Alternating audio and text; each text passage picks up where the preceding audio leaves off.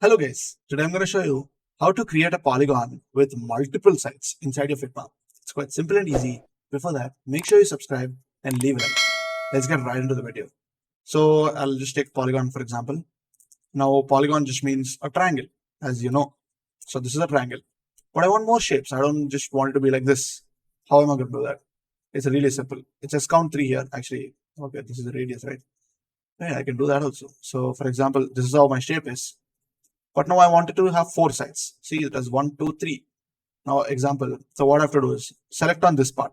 Not this, by the way. This, where it says count. Hold on it.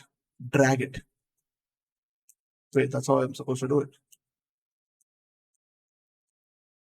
Yeah, this side. Now it has become 4 sides. Now to make it 5 sides, hold on to it again and drag it again. Now it has 5 sides. It's called what? Pentagon. Yeah, pentagon.